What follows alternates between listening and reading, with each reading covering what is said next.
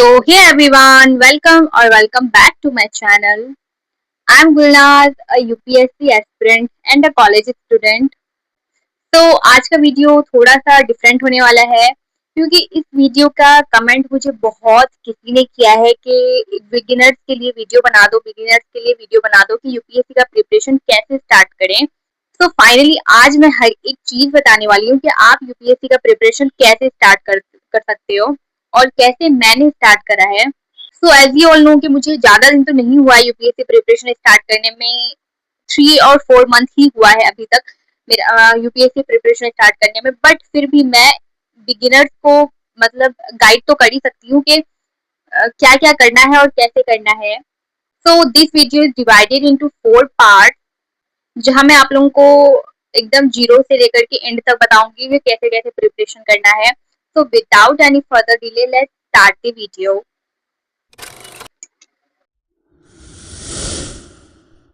So the first thing is how to study. मतलब UPSC का एक ऐसा जर्नी है कि जहां तुम मुंह उठा करके अगर चले गए, मुझे सोच रहे हो कि मुझे अब यूपीएससी का प्रिपरेशन स्टार्ट करना है, तो ऐसा बिल्कुल भी नहीं। उससे पहले आप लोगों को the main thing is syllabus. मतलब आपको सिलेबस जानना बहुत ज्यादा जरूरी है। अगर आप यूपीएससी का प्रिपरेशन स्टार्ट कर रहे हो तो ऐसे ही आप मतलब मुंह उठा के यूपीएससी नहीं स्टार्ट कर सकते, क्योंकि इसका सिलेबस खुद इतना ज्यादा ब्रॉड है, मैं बता भी नहीं सकती। मतलब बहुत ज्यादा ही ब्रॉड है इसका सिलेबस।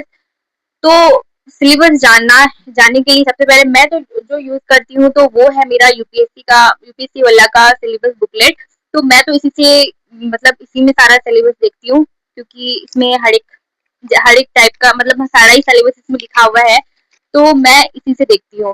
बट अगर आप लोगों के पास ये नहीं है तो आप पीडीएफ से देख सकते हो। और ऐसा नहीं है कि सिर्फ एक बार देख लिए तो उसके बाद छोड़ दिए, तो ऐसा बिल्कुल भी नहीं करना है। आप वो पीडीएफ कंटिन्यूअसली देखो, या फिर नहीं होता है तो आप कोई कॉपी में, हार्ड कॉपी में उसको लिख के रख दो, या फिर आप डिजिटल नोट्स बना लो उसका और उसको बार बार देखो, क्योंकि ये हम लोग का कोई बोर्ड्स का एग्जाम नहीं है कि एक बार देख लिए हम लोग का सिलेबस हो गया, नहीं।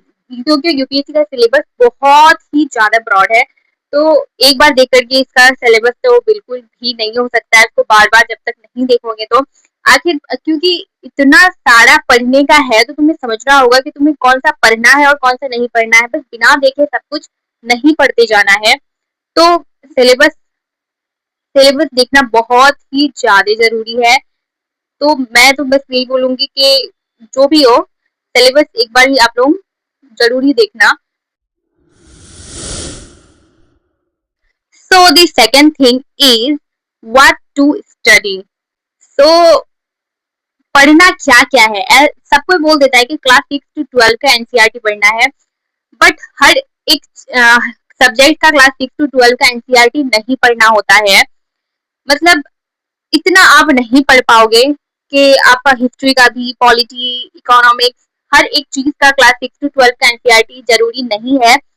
सो मैं आप लोगों को बता दी हूँ कि कौन कौन से सब्जेक्ट का क्लास 6 to 12 तक पढ़ना है और कौन कौन से सब्जेक्ट का नहीं पढ़ना है। So now I tell you कि आप लोगों को कौन कौन से सब्जेक्ट में क्लास 6 to 12 तक का पढ़ना है। तो हिस्ट्री में आप लोगों को क्लास 6 to 12 का पढ़ना ही है, ये तो बहुत ज्यादा ही जरूरी है। तो हिस्ट्री आप लोग क्लास 6 to 12 का जरूरी पढ़ लेना। उसके बाद ज्योग्राफी, ज्योग्राफी तो बिल्कुल ही जरूरी है क्लास 6 to 12 तक का पढ़ना, क्योंकि ज्योग्राफी लिटरली बहुत ज्यादा हार्ड होता है। तो अगर बेसिक से क्लास 6 to 12 नहीं पढ़ोगे तो कुछ भी आगे समझ में नहीं आने वाला है। तो ज्योग्राफी तो बहुत ज्यादा ही जरूरी है क्लास 6 to 12 तक पढ़ना, क्योंकि अभी सिर्फ बेसिक की ही आप लोग स्टार्टिंग में पढ़ाई करोगे। अभी आप लोगों को एडवांस पढ़ने का बिल्कुल भी जरूरत नहीं है। तो अभी एडवांस तो नहीं पढ़ोगे आप लोग, अभी सिर्फ बेसिक आप लोगों को क्लियर करना है अपना। उसके बाद पॉलिटी, तो पॉलिटी आप लोगों को 6 to 12 तक पढ़ने की जरूरत नहीं है। आप लोगों को 9, 10, 11, 12 बस इतना ही पढ़ना है पॉलिटी में। तो पॉलिटी के बाद इतना काफी है। पॉलिटी अगर 9 to 12 तक पढ़ लोगे तो दैट्स इनफ। और उसके बाद इकोनॉमिक्स, तो इकोनॉमिक्स भी आप लोगों को बस 9 to 12 तक का ही पढ़ना है। इकोनॉमिक्स भी ज्यादा पढ़ने की कोई भी जरूरत नहीं है, क्योंकि इकोनॉमिक्स क्लास 6, 7, 8 में है ही नहीं, तो आप लोग पढ़ोगे क्या। इससे क्लास 9 to 10 तक ही पढ़ना है economics. And the last but not the least science and environment. तो ये भी आप लोगों को 12 तक का बिल्कुल भी जरूरत नहीं है। क्लास 6 to 10 जो कि एकदम ही बेसिक होता है, साइंस इतना तो सबको पता होता है, तो बस क्लास 6 to 10 तक तो पढ़ना ही है, और क्लास 12 का बस लास्ट का 4 चैप्टर पढ़ना है, यानी 13, 14, 15 और 16 लास्ट का 4 चैप्टर पढ़ना है। तो इससे ज्यादा नहीं पढ़ना है, बस इतना इनफ है। यूपीएससी इतना साइंस का तुमको क्लास 11, 12 का साइंस बहुत ज्यादा डीप है, तो इतना आप लोगों को पढ़ने की बिल्कुल भी जरूरत नहीं है, दैट्स इनफ। और 6 to 10 का साइंस तो वैसे भी इजी होता है, तो आप लोग मतलब कर ही लोगे। आई होप आप लोगों को समझ में आ गया होगा कि आप लोगों को कौन कौन सा मतलब करना है और कौन कौन सा नहीं करना है। तो मैं तो सारा बता चुकी हूँ, आप चाहो तो आप कहीं नोट भी कर सकते हो। Third one is best YouTube channel. तो मैं बता दूं कि मैं, आप लोगों को पता ही होगा कि मैं प्रारंभ 2029 परचेज करी हूँ, तो मैं प्रारंभ बैच से ही पढ़ती हूँ। बट हर कोई अफोर्ड नहीं कर सकता, जिसके लिए मुझे बहुत किसी का कमेंट आ चुका है कि फ्री कोई यूट्यूब चैनल बता दो जिससे मैं अपना पढ़ाई कंटिन्यू कर सकती हूँ। जरूरी नहीं है कि आप लोगों को बेसिक्स के लिए कोई बैच लेना जरूरी हो, ऐसा बिल्कुल भी नहीं है। बेसिक आप यूट्यूब से ही कर सकते हो, तो आप लोगों को बिल्कुल भी जरूरत नहीं है कि आप लोग बेसिक्स के लिए भी कोई बैच परचेज करो, वो आप यूट्यूब से कंप्लीट कर सकते हो अगर आपका कंसंट्रेशन बहुत अच्छा है और आप डिस्ट्रैक्ट नहीं होते हो तो। क्योंकि बैच में क्या होता है, हम मतलब अच्छे से तुमको मतलब करना ही है डेली।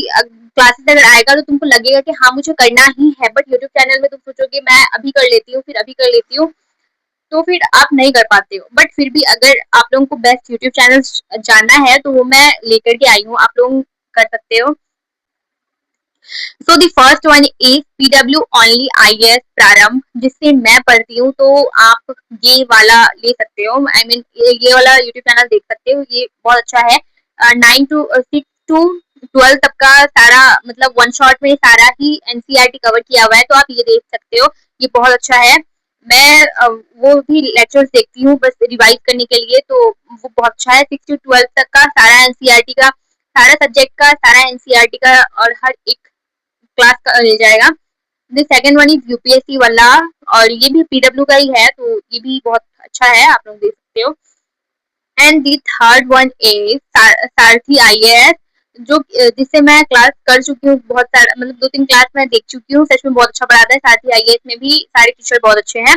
और स्टडी आईक्यू आईएएस, जो कि मुझे मतलब इसके में मैंने थोड़े बहुत क्लासेस किए हैं जो कि मुझे अच्छा लगे, और टीचर सारे ही अच्छे इसमें भी हैं, तो आप लोग यूट्यूब से इसका भी देख सकते हो, इसका भी बहुत अच्छा है। और मैं जियोग्राफी के स्पेशल एक टीचर का लेके आई हूँ, सुदर्शन गुर्जर सर। क्योंकि जियोग्राफी में बहुत किसी को प्रॉब्लम होता है, I don't know about you all, but मुझे बहुत ज्यादा प्रॉब्लम हुआ था जियोग्राफी में, और सुदर्शन गुर्जर सर बहुत अच्छा पढ़ाते हैं। यूट्यूब में फ्री कंटेंट है, तो आप लोग इजीली मतलब देख सकते हो कि ज्योग्राफी के बारे में। तो ये तो हो गया। And the last one is दृष्टि आईएएस, जिसका मैं पर्सनली वीडियो तो नहीं देखी हूँ, बट इसका रिव्यूज बहुत अच्छा है, तो आप लोग बिल्कुल देख सकते हो। दृष्टि आईएएस भी बहुत अच्छा है, तो आप लोग चेक कर लेना एक बारी।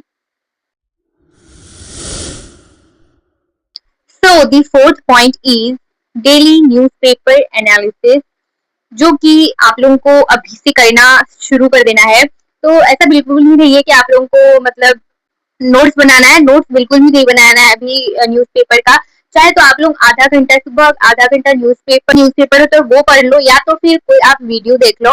तो पीडब्ल्यू ओनली आईएएस प्रारंभ, उसमें डेली सुबह क्लासेस होता है द हिंदू का, तो आप लोग वो देख सकते हो, या फिर आप लोग आधा घंटा न्यूज़पेपर पढ़ लो, दोनों ही बेस्ट है।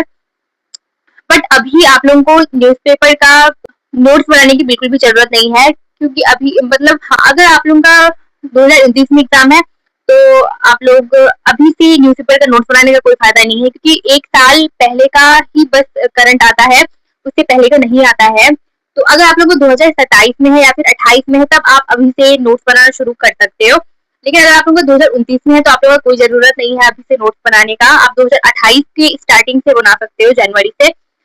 तो या आज के लिए बस इतना ही। आई जस्ट होप कि आप लोगों को मेरा सारा पॉइंट आप क्लियर हो गया होगा, और मैं मुझसे जितना हो पाया मैं उतना सारा क्लियर कर चुकी हूँ और आई जस्ट होप कि आप लोगों को ये वीडियो अच्छा लगा होगा।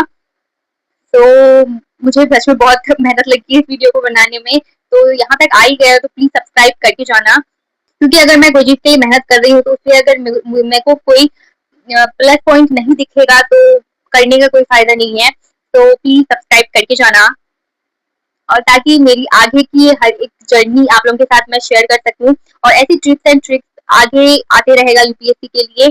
तो सब्सक्राइब करके जाना। Bye bye, love you all.